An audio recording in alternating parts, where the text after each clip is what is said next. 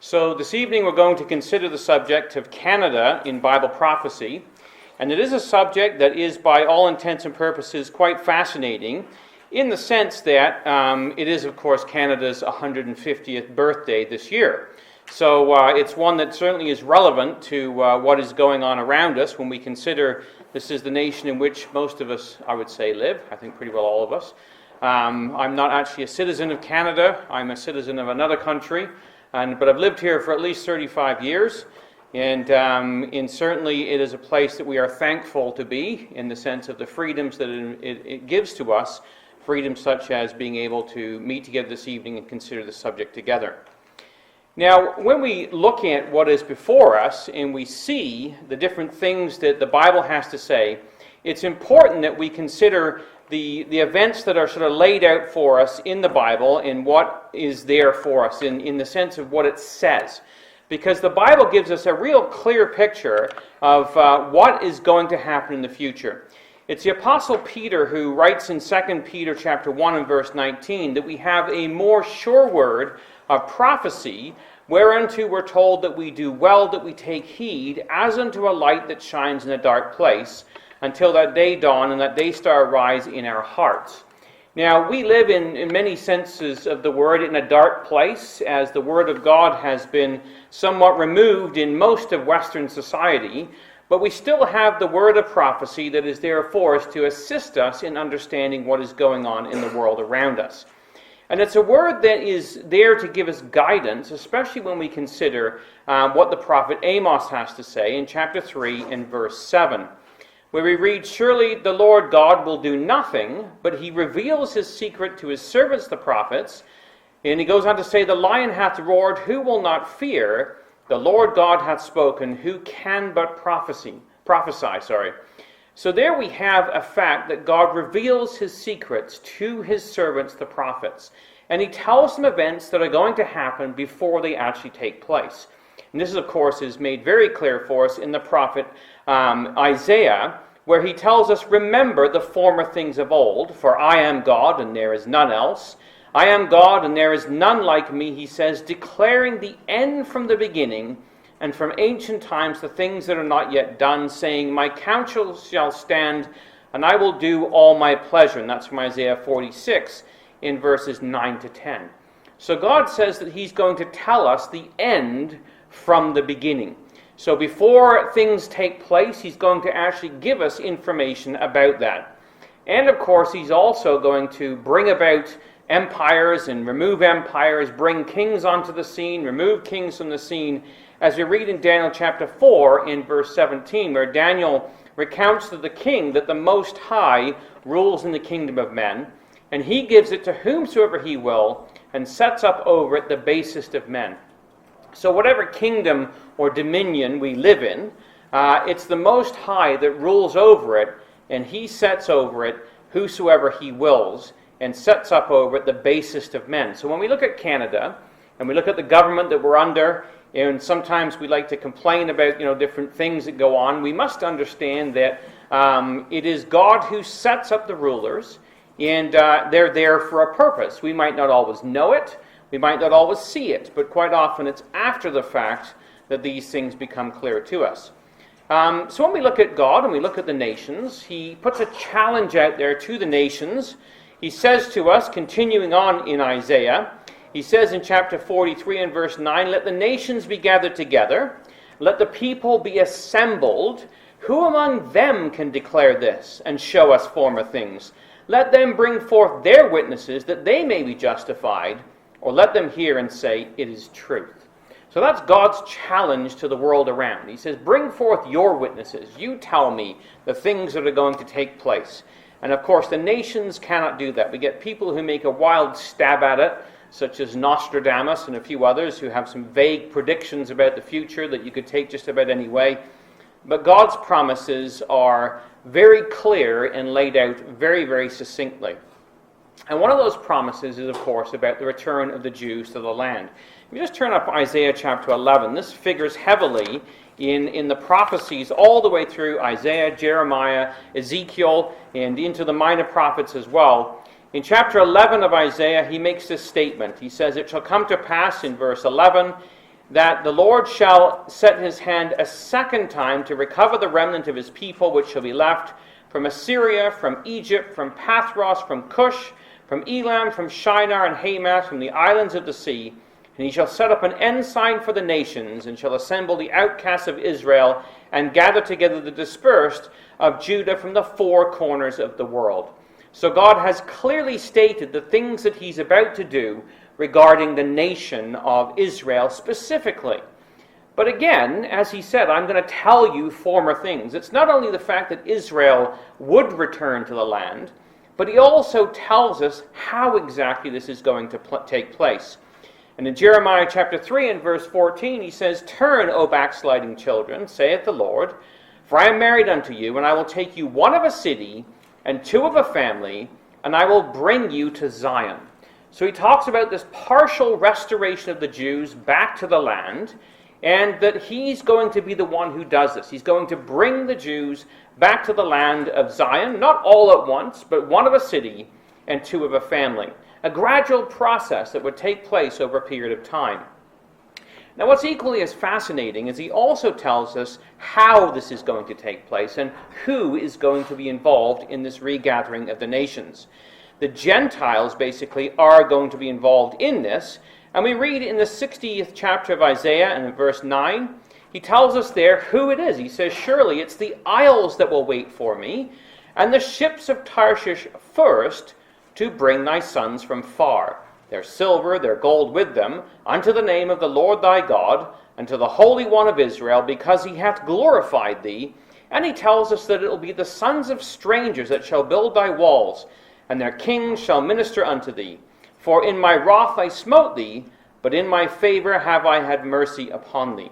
So here it is that it's going to be Gentile nations, these ships of Tarshish, whoever they may be, who are going to be involved in bringing Israel, the sons from afar, with their silver and gold, and it's the sons of strangers, the Goyim, the Gentiles, who are going to help build up this new nation of Israel, and kings are going to minister unto Israel. Now that's pretty significant, really. It's not just the fact that Jews would return to the land, but rather, on top of that, this nation of Tarshish is going to be involved in this. Now, this involves Canada, but before we can get into Canada, we really need to just spend a couple of minutes and talk about who this nation of Tarshish is. Who is the biblical Tarshish that we read about in Isaiah chapter 60? Now, the nice thing about the scriptures is, of course, that they give us lots of information. And we have, throughout the prophets, mention made of this nation elsewhere as well. So we have Ezekiel chapter 37, which is the mercantile nations all described for us, and they talk about there the ones that trade with the nation, the ancient Phoenician nation of Tyre. And it talks about this nation of Tarshish, which is a merchant that deals with them by reason of the multitude of all kinds of riches. With silver, iron, tin, and lead, they traded in thy fairs, which of course is their wares. So these are the things that the Tarshish nations bring to the table. They are silver, iron, tin, and lead, and that's what they're going to bring. And so when we consider this nation, they are called a merchant, and the word there means basically a sakar, which means to go around, to travel about a country specifically for the purpose and the sake of traffic or trade. So we would call them today the traveling salesperson. That's what the merchants of Tarshish would be. And here is a depiction of some of these Phoenician mariners as they go about doing exactly this, trading all over the world. We have more information, though, given to us than just this. We're told in the 2nd of Chronicles, chapter 9 and verse 21, that it's going to be the king's ships that went to Tarshish. So this is talking about King Solomon. With the servants of Hiram, every 3 years, once came the ships of Tarshish, bringing gold, silver, ivory, apes, and peacocks. And so there were these Phoenicians, basically, who would circumnavigate Africa, and they would bring all these different items back with them, and it would take about a 3-year journey to do this. So this is in the record of Chronicles.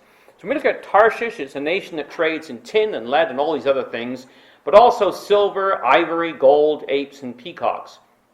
So quite a bit of information in the Bible, so to speak. Also in Ezekiel chapter 27, we won't read this whole passage, but just pick out the mariner side of this, that they are merchants in the market. They travel through the seas. They have rowers that row on the great waves. And they have mariners and pilots and caulkers and exchangers. There are men of war with them, so they are a merchant, but also a warlike people that travel in the midst of the seas. They have oars and they have mariners, basically, that pilot their ships throughout the great sea. So this is the depiction that's given in Ezekiel of whoever this mercantile people of Tarshish is. And one other little clue for us is, of course, in Jonah chapter 1, in verse 3, we're told there that when Jonah fled to Tarshish, he went down, of course, to the port city of Joppa, which is on the coast of Israel to the west, and he found a ship going to Tarshish. So he went to the west, basically, to find this country of Tarshish. So when we put together all those different facts, so to speak, of what this nation is, we have this summary that's been given to us. It's a Gentile nation located in the Isles of the Gentiles, who traded with Tyre, a Phoenician nation in origin. It's a merchant power, also military. It trades in things like iron and tin and lead, silver, gold, ivory, apes, and peacocks. It's a maritime power, and it's to the west of Israel. And it really is an entirely other subject, but just to kind of pick up on what a couple of historians tell us, this is Herodotus, who wrote around 100 years or so after Ezekiel. He says basically that there is this island that is to the west, which is called the Cassiterites, or the Tin Islands. So he identified some nation way out to the west of the Mediterranean, which had this place called the Cassiterite, or the Tin Islands. And another historian, but also a well-known man, Julius Caesar, an emperor, in his book, The Gallic Wars, tells us basically that he was familiar with this Cassiterite, or Tin Island people, and he associates it with the Britons in his book called The Gallic Wars. And one other one, a little bit more recent, only a few hundred years ago, 1651, a man named Samuel Bocart, who wrote a geography, and he relates that Britain is the name given to this island by the Phoenicians. They were trafficked hither for tin, calling it Baratanac, or the land of tin, and which basically became Britannia in years later on. So all of these historians and this biblical narrative kind of point towards Britain as being this Tarshish nation. But remember, the reason we're interested in Tarshish is because it tells us in the Bible, in Isaiah 60, that it's the ships of Tarshish that would be involved in bringing the sons of Israel from afar back to the land. So looking at these passages of Isaiah 60, and the ones we've looked at in Chronicles and Kings and Ezekiel and so on, and reading what the historians had to say, a man named John Thomas, who wrote a book called Elpis Israel back in 1848, basically reflecting on this, said, "I know not whether the men who at present contrive the foreign policy of Britain entertain the idea of assuming sovereignty of the Holy Land and of promoting its colonization by the Jews." He says, I don't know if this is on their books, this is something that they've been thinking about, but he says it really doesn't matter. Their present intentions, however, have no importance one way or the other, because they will be compelled by events soon to happen to do what under existing circumstances heaven and earth combined could not move them to attempt. So he looked at these prophecies and these scriptures basically identifying this Tarshish nation, identified it as Britain, and said, well, if that's what the Bible said, then Britain has to be involved in bringing the Jews back to the land. And so he goes on to say that the finger of God has indicated a course to be pursued by Britain which cannot be evaded, and which her counselors will not only be willing but eager to adopt when the crisis comes upon them. The decree has long since gone forth, which calls upon the Lion of Tarshish to protect the Jews. Upwards of 1,000 years before the British were a nation, the prophet addressed them in a power which at eventide should interest themselves on behalf of Israel. So here was the idea, basically, that Britain was to be involved in the bringing of the Jews back to the land.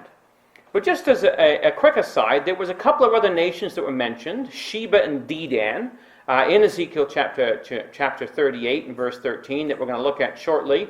And in this passage, it tells us that Sheba, Dedan, along with these merchants of Tarshish and all the young lions, are going to be part of a confederacy at the time of the end, which is going to protest against the invasion of Russia, the land.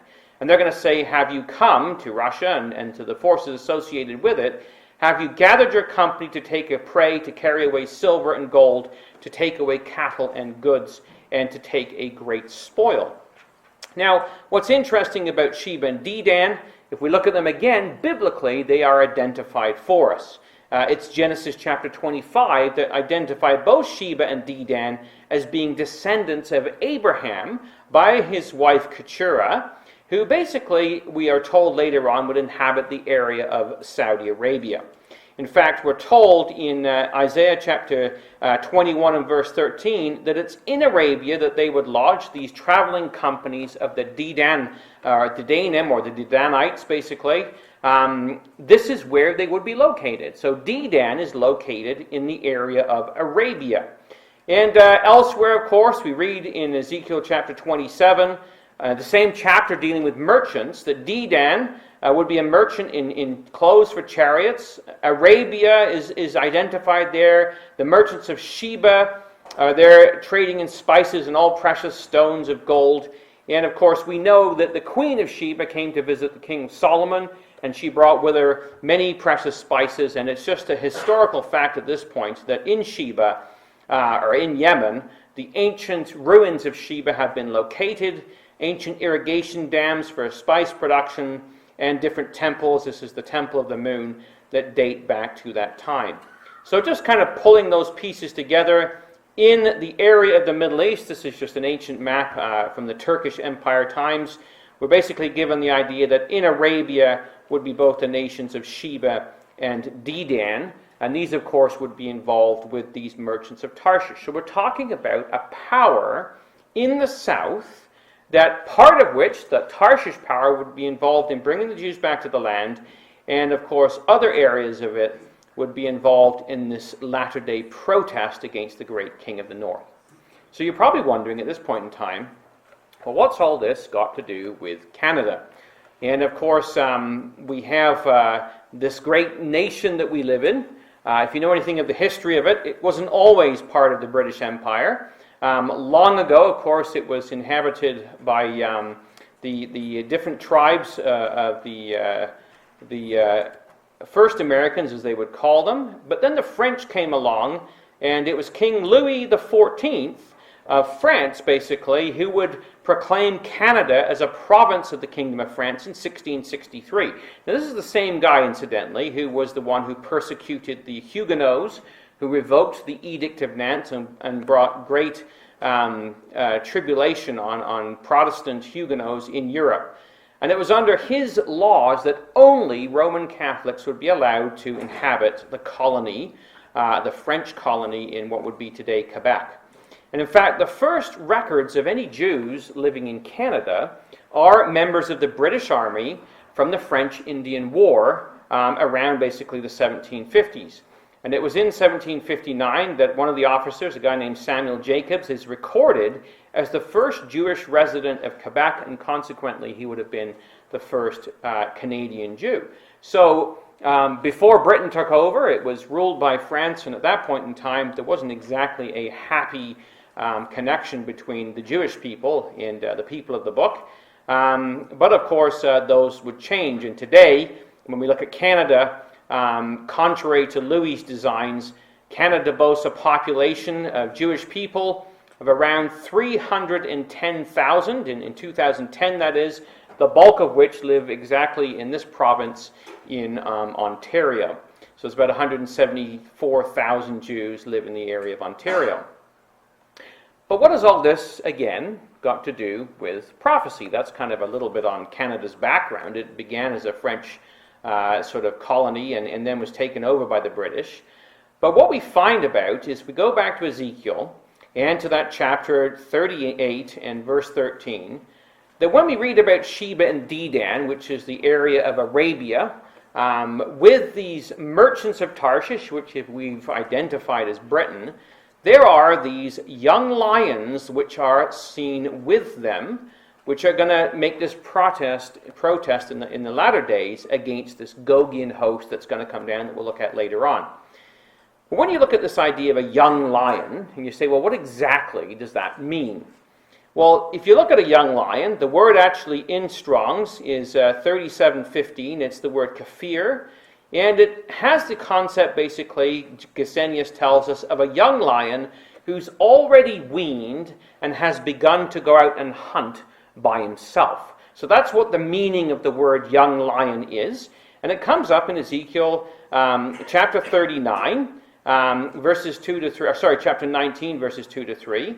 This is where basically it talks about what is thy mother? A lioness. She lay down among lions. She nourished her whelps among young lions. She brought up one of her whelps.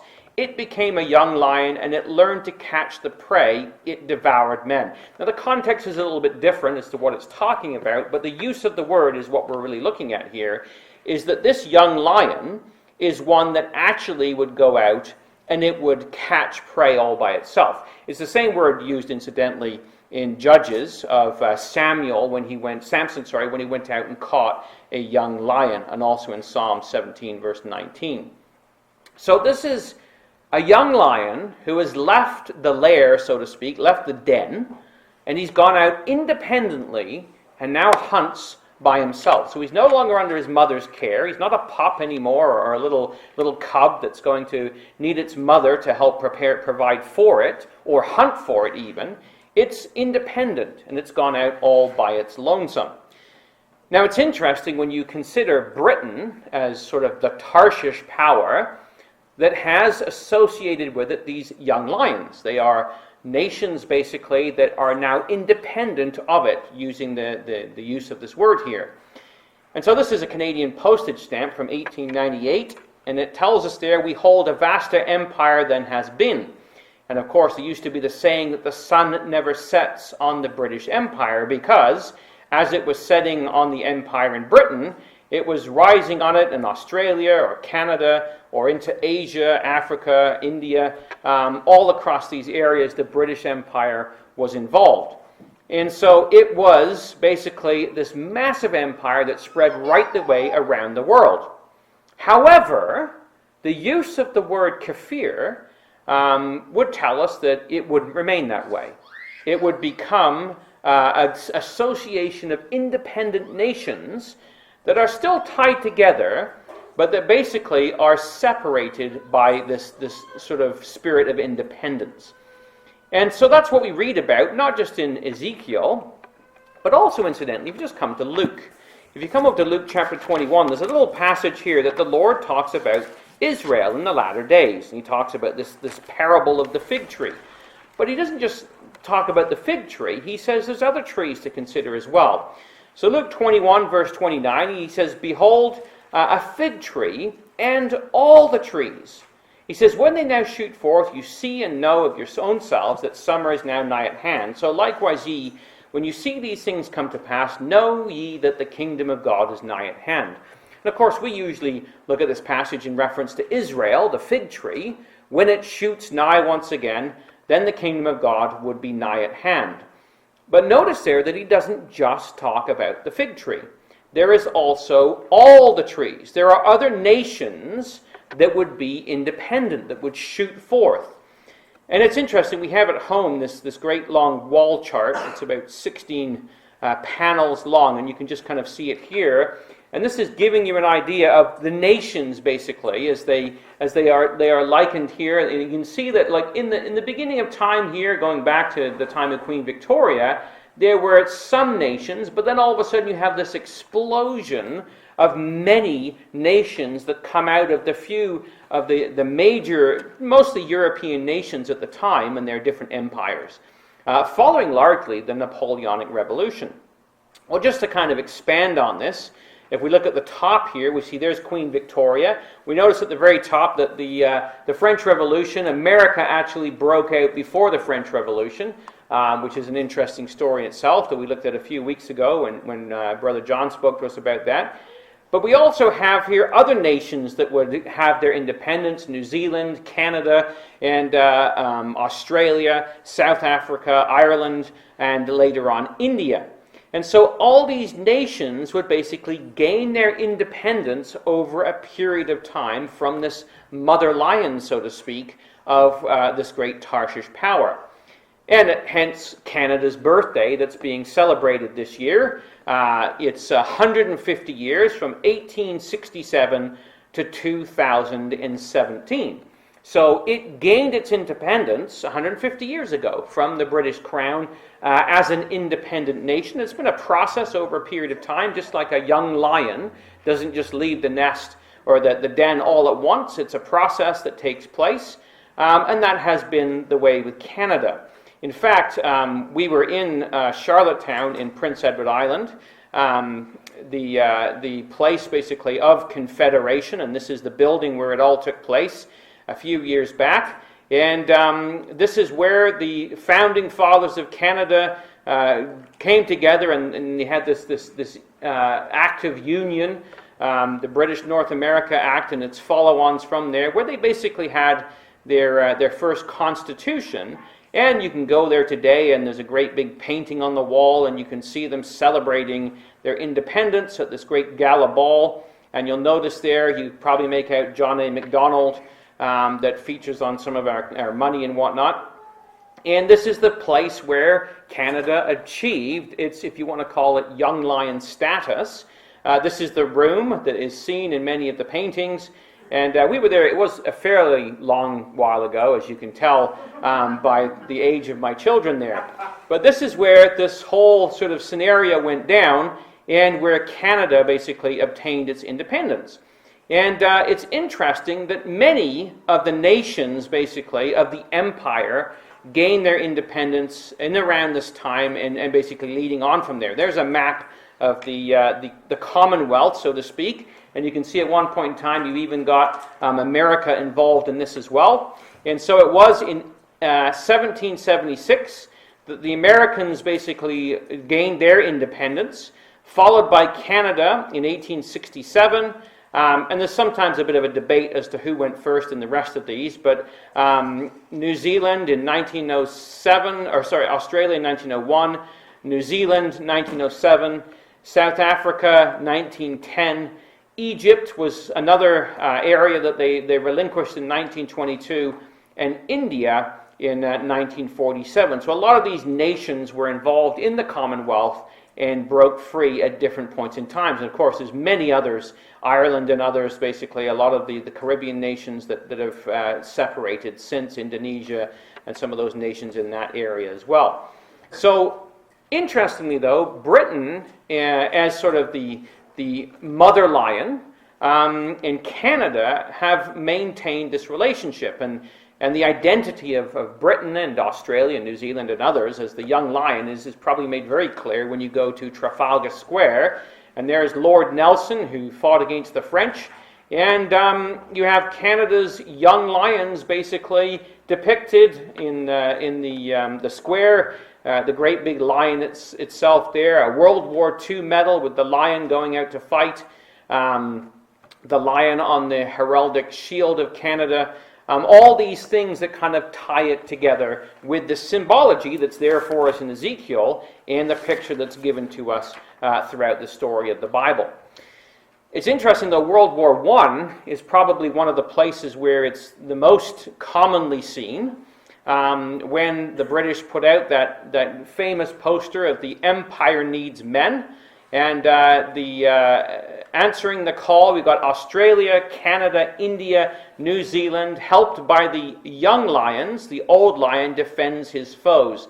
Enlist now, which is very interesting because, in completely unaware of what the Bible has to say in Ezekiel chapter 38, they've drawn on this imagery, and no doubt the angels were at work in helping us in making these identifications by using this imagery, as often nations do, and identifying with it.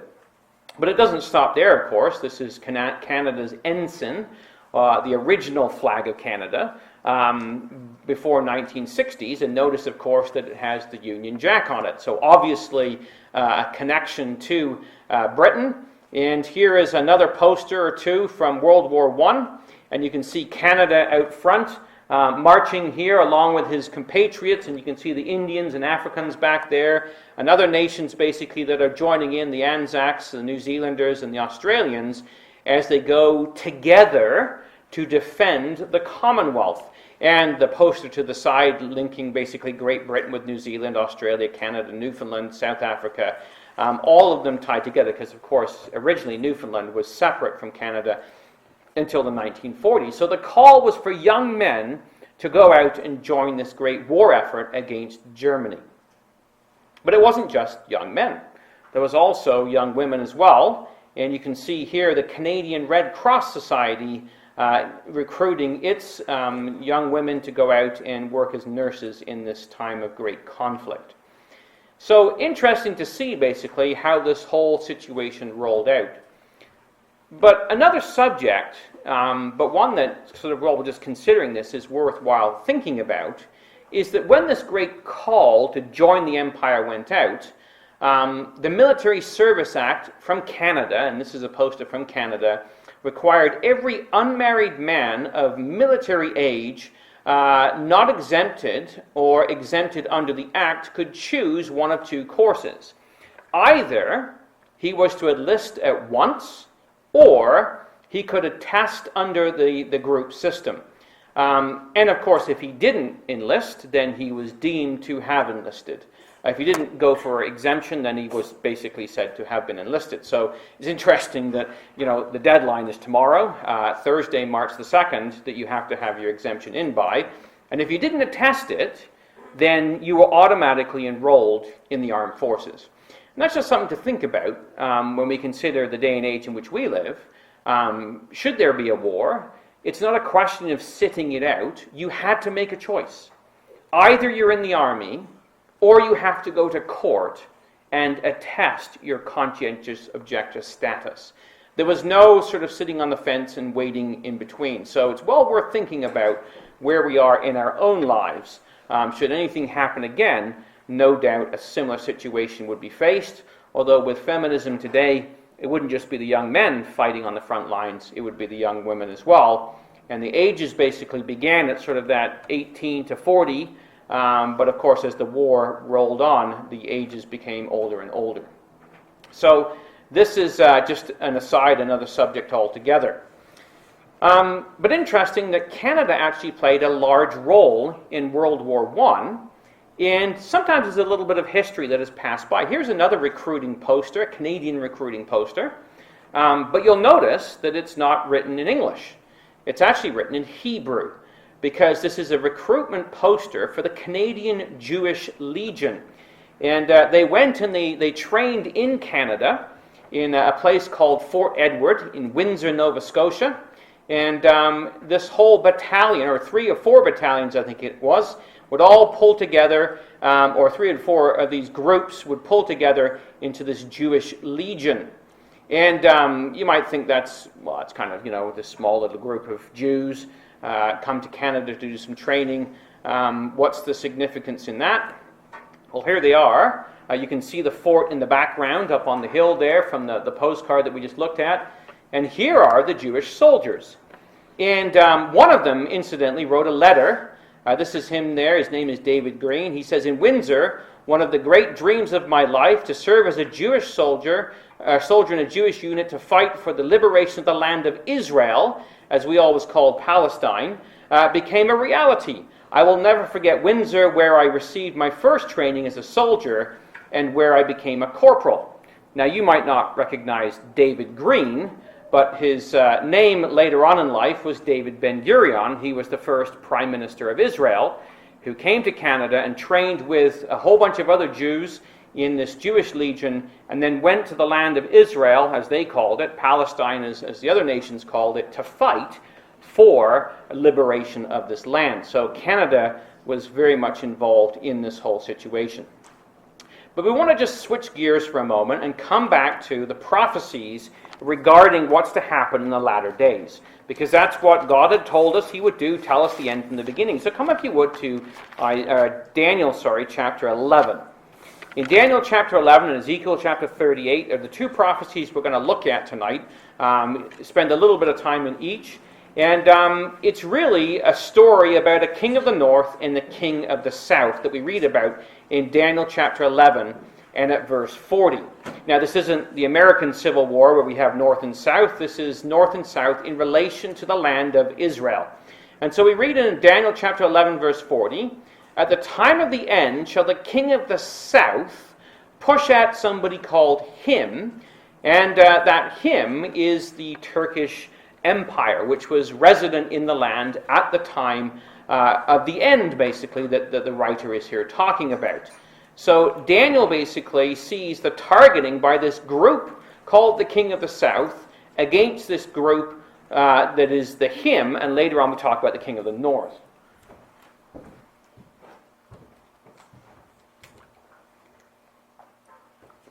Now, if we just consider basically the time period of the time of the end, there was this great Turkish empire that covered the whole area. And so here we have the Middle East, both Arabia, right the way up into the land of what we call Israel today, across Egypt and into Anatolia, or Turkey as it's called today, and all of Greece, across North Africa, the area of Libya. All of this was controlled by the Turkish Empire. But there would come a time when it changes, because remember we read about Sheba and Dedan, the area of Arabia. And of course there would be this southern power who would be contesting against this invasion that would take place in Ezekiel chapter 38. Well, Revelation also writes about this in chapter 16 and verse 12, where we're told about this time of the end, and there's going to be a sixth angel that pours out a vial upon the great river Euphrates, which we don't have time to discuss tonight, but that is the Turkish Empire, and it tells us that those waters would be dried up so that there would be a preparation for this way of the kings of the sun's rising. So this is the kings of the sun's rising would need that the Turkish power moved out of the area in order to bring about future events. Now, what's interesting is, of course, Canada was heavily involved in the time period when this all took place, which was, of course, the First World War.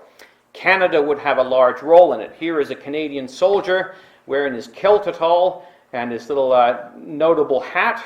And they were, of course, fighting in Europe, in many of the great battles of Europe, the Somme and other ones, Vimy Ridge. The Canadians were served with sort of distinguished valor, I guess you could say, and were able to go up against the German enemy, where many others had failed. So Canada prides itself in its heritage in the First World War. The problem was, though, the whole war got bogged down in these trenches that they fought in. And so a young man who was involved in the War Office in Britain, planning basically what would happen, the First Lord of the Admiralty, a man named Winston Churchill, came up with this idea of the Gallipoli campaign, which they would open up another front against the Turks. And, of course, it was put into the hands of a man named Kitchener, who, from many accounts, blew the whole campaign.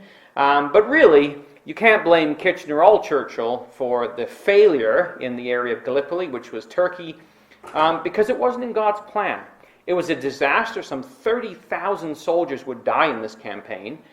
But God had other plans. They needed to open a second front, yes, but if they took Turkey right in the area of Turkey, it still left Palestine, quote unquote, as an occupied land. And so it was that they had to look for another way. So we have men like Lawrence of Arabia, of great fame, who would unite the Arabs and basically push up from the south, coming up from Mecca and Medina and the Red Sea area, and would push the Ottoman Turks up north, basically, to Damascus, and of course, Allenby and others would join in with them. Canada and its troops were largely involved, though, in the Western Front, and up in Russia. They kind of put them in areas where they thought they'd be more used to it. So the Aussies and the New Zealanders ended up in the baking heat of the Sinai and of Egypt, and the Indian troops with them as well.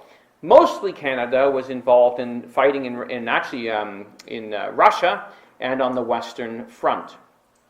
But a group of Canucks were railroad builders, because of course there are lots of railroads all across Canada.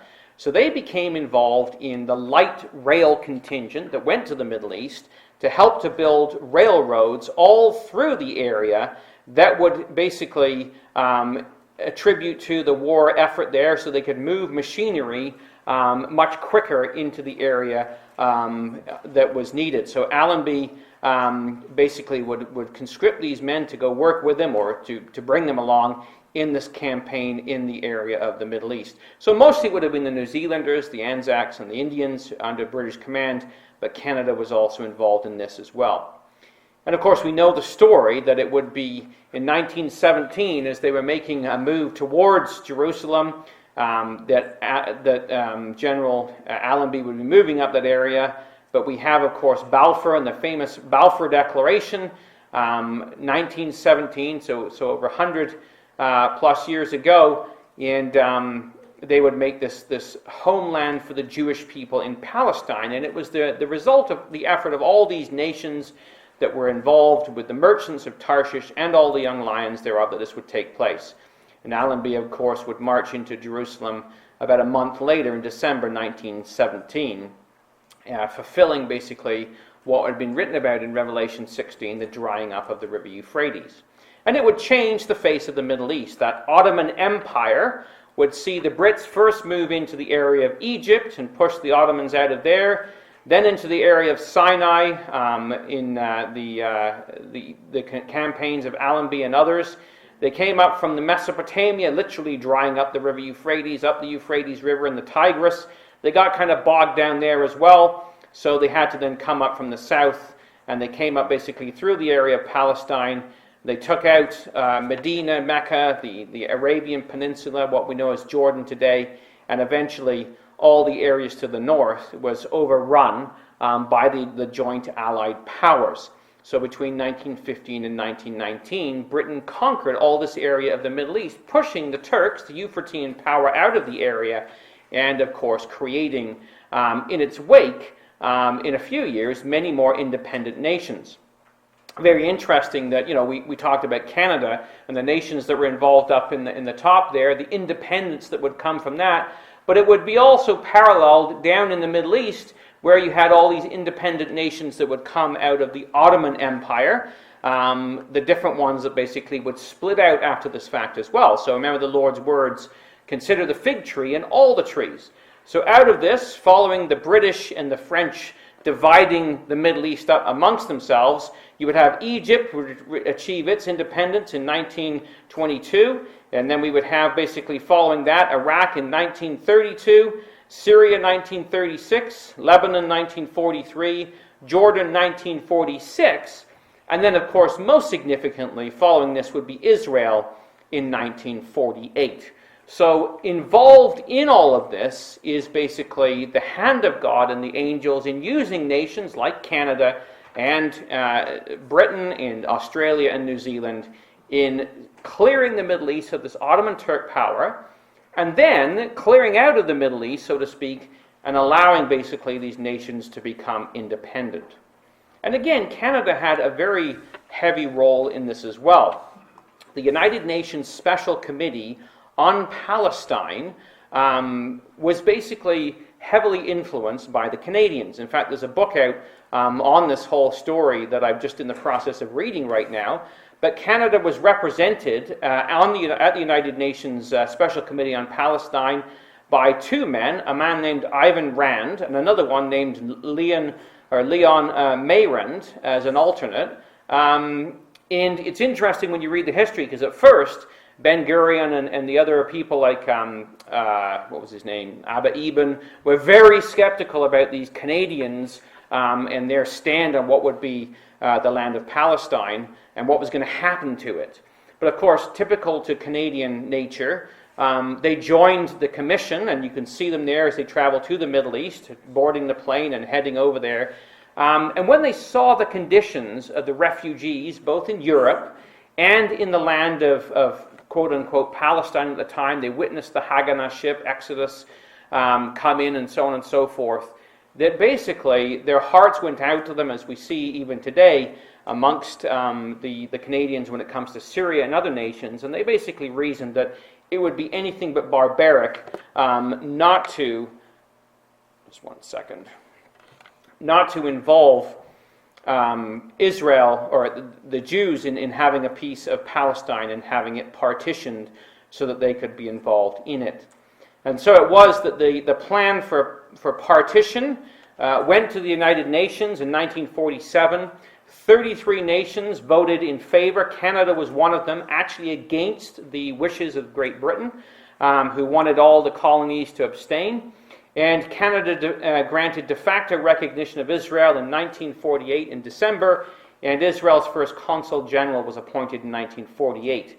And it's interesting, basically, that, Canada was, the first nation, of course, was America, but Canada was pretty close in coming in behind and being involved in these different things. And so it was when the nation was proclaimed in 1948, when the Jewish state was born, that Canada had a great hand in this in many different ways. And of course, the man who read out the proclamation, who had fought against the Ottoman Turks, had his training in Nova Scotia, in the first of the Jewish legions trained on Canadian soil. So just interesting when we consider how these things take place, and Canada has continued to develop. This was the ensign in 1965, but she has kept on her young lion development, moving away from Britain, so to speak. 1965, the ensign was changed to the maple leaf that we know today. But interestingly enough, the Canadian connection to Britain is very alive and well. You can see the British insignia on the British Columbia flag.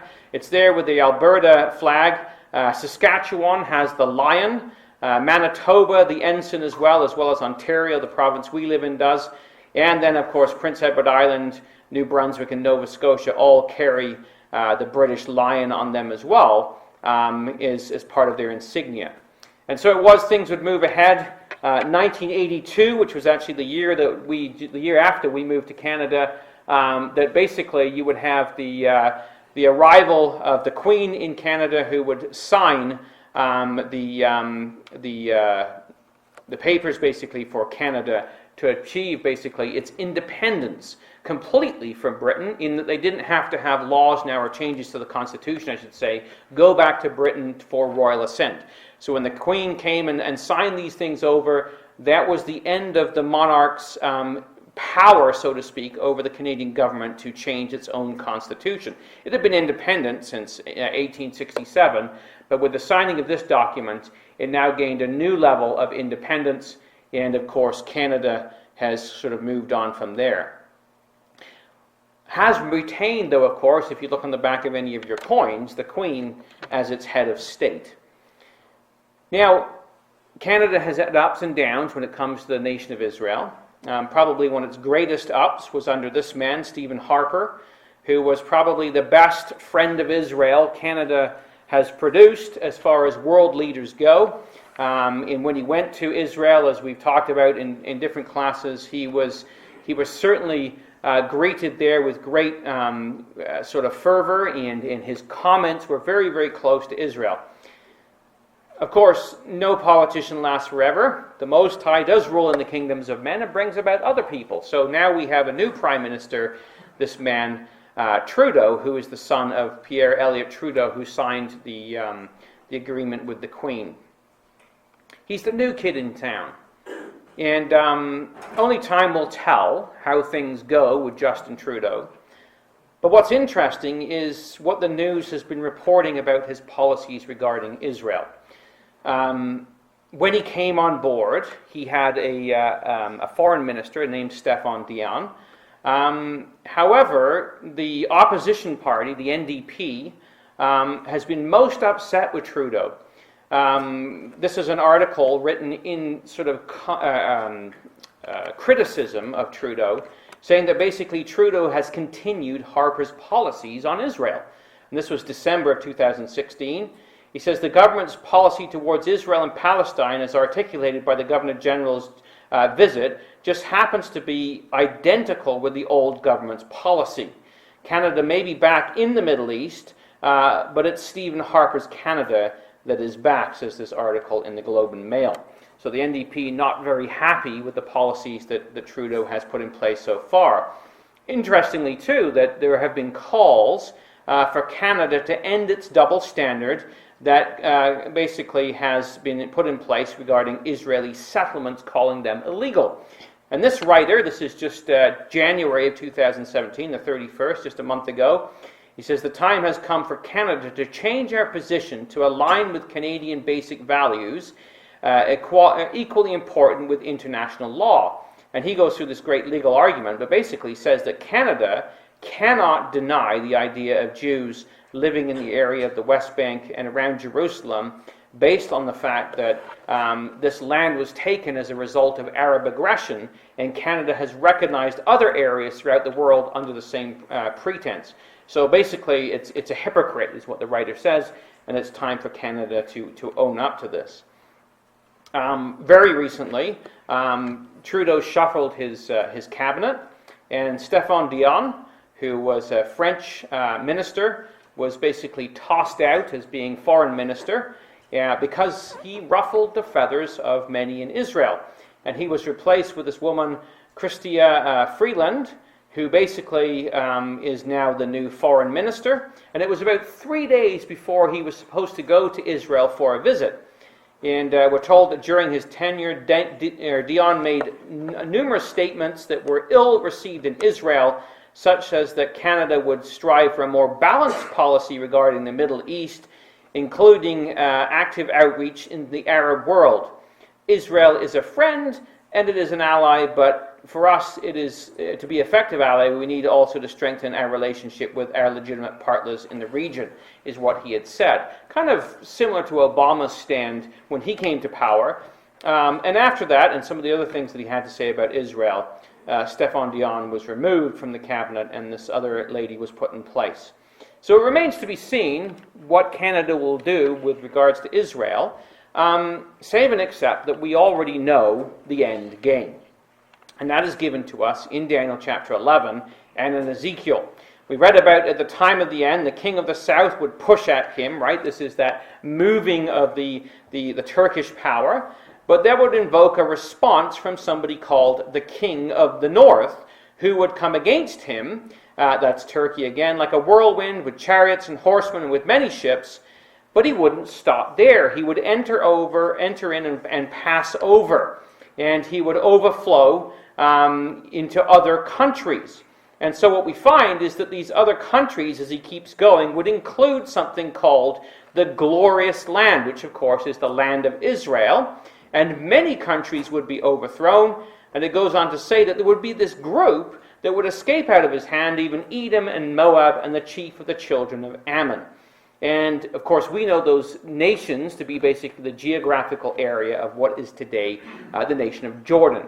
So Jordan would be aligned with this king of the south, and basically would escape out of the attack of Russia into this area in the very near future. And so that's the story. However, other nations would not fare so well, because we also have the nation of Egypt that is mentioned in Daniel chapter 11.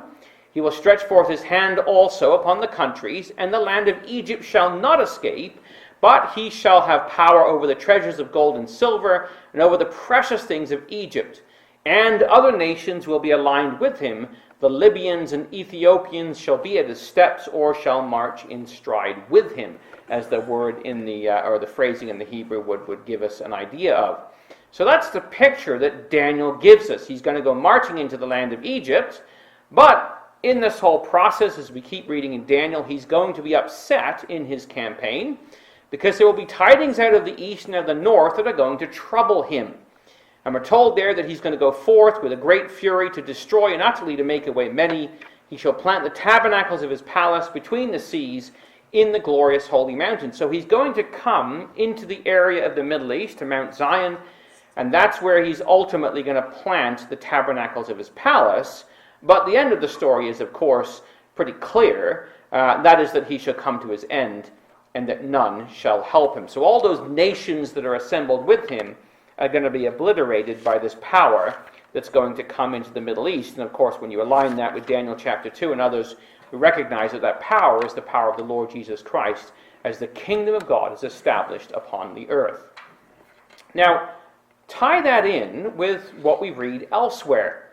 And this is, of course, the story that's given to us in Ezekiel chapter 38. There's this great confederacy there as well. In verse 2, we have Gog of the land of Magog, the prince of Rosh, Meshech, and Tubal, and with him there's Persia and Ethiopia and Libya, and Gomer and all his bands down in verse 6 with Togarmah and many people. When you consider this in light of Daniel chapter 11, we find out that we're dealing with a very similar host.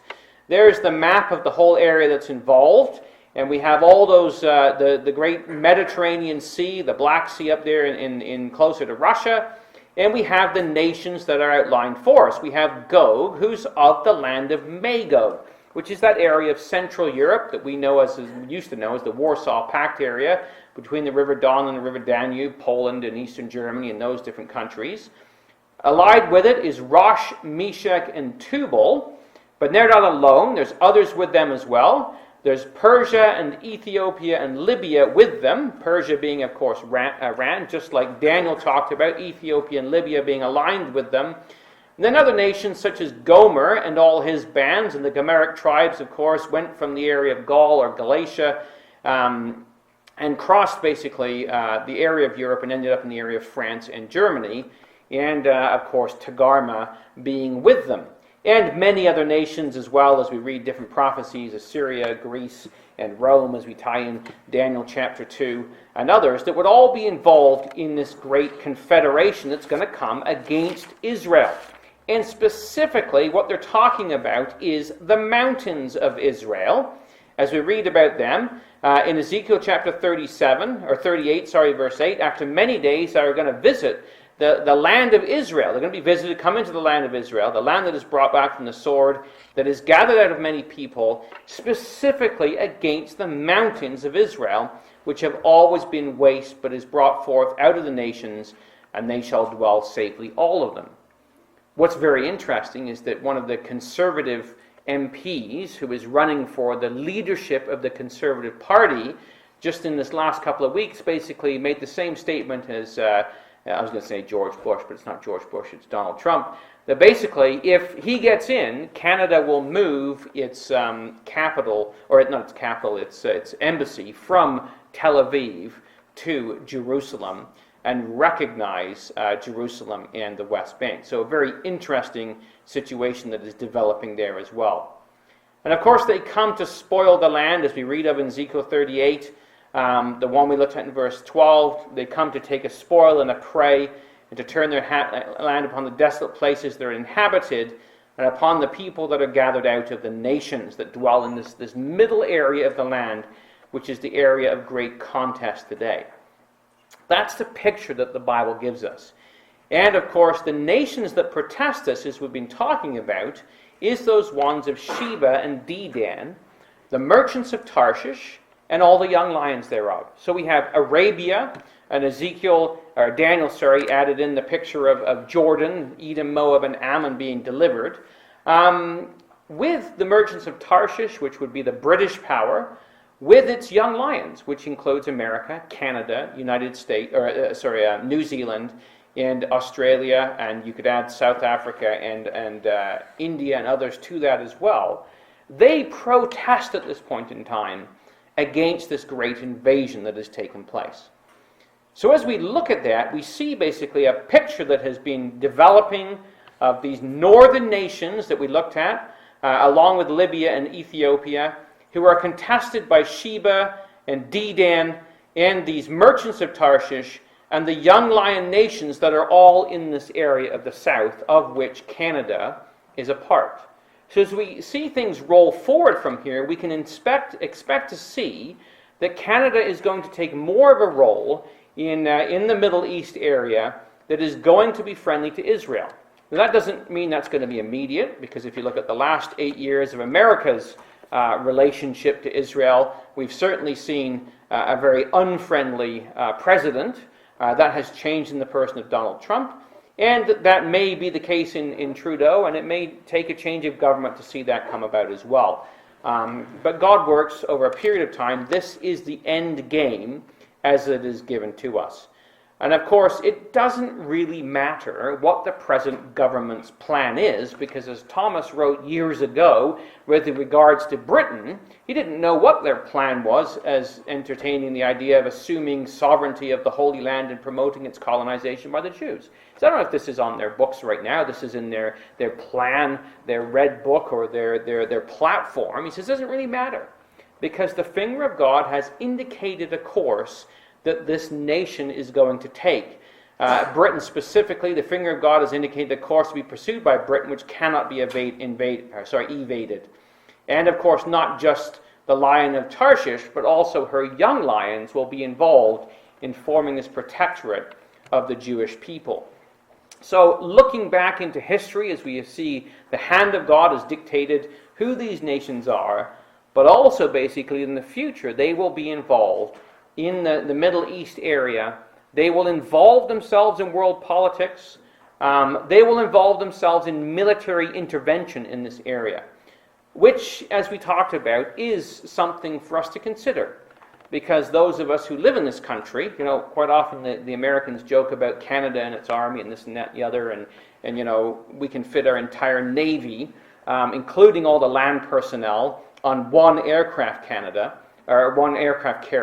for Canada, which is interesting. But the point is this: if there is a war, and there will be, and Canada does involve itself, and it will, and at what point in time we're taken away, we pray that it is before that.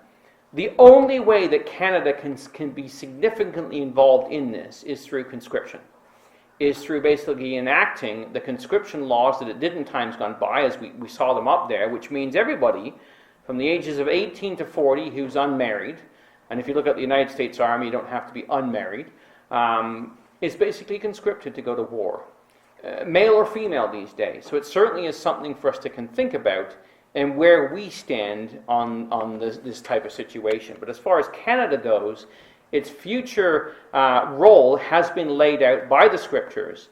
And at the time of the end, the Lord, as you read in Joel chapter 3 and verses 1 to 2, is going to gather all nations.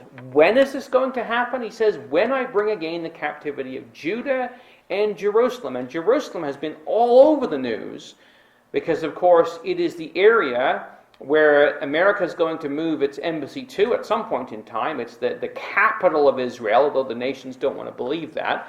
They all want to sort of put blinders on and say, well, it's not really there. And it's Judah, the area of the West Bank that is hotly contested and is the place that in the news in Israel, as we've heard recently, basically, is all about the annexation of this area of Judea and Samaria. He's going to bring all nations into the valley of Jehoshaphat, and he's going to plead with them there for his people, for his heritage Israel. And we're told how that alignment is going to go down. But just in sense of Canada, just come, if you would, to one other passage we'd just like to close with, and that is this, is that not all nations are obliterated at the Battle of Armageddon. Armageddon is, of course, as we know, a heap of sheaves in a valley for threshing. And threshing is a process of sorting out wheat and chaff. So there's going to be a change that takes place, a division, that takes place between nations. There will be chaff nations and there will be wheat nations. It's likened in Matthew 25. He talks about gathering all nations. He's going to divide them from the sheep from the goats. And there are goat nations and there are sheep nations. And there will be ones that basically have been involved in the attack against Israel, and others that have been involved more in its defense, perhaps not as much as they could be, but certainly in protesting against it. And when we look at the Scriptures and we look at the words that are laid out for us in how God is going to defend this people and he's going to judge the nations that come down, he makes the point that when he makes this judgment, he's going to divide the sheep from the goats. And the way in which they're going to be judged, if I can just put my finger on this little prophet, is based on how they have treated the people of Israel. And, of course, I can't find it right now, but Obadiah runs away on me all the time. There he is. Obadiah, And so if you think of Matthew chapter 25, he says, I'm going to gather all nations, and I'm going to judge them like a shepherd does, the sheep dividing his goats.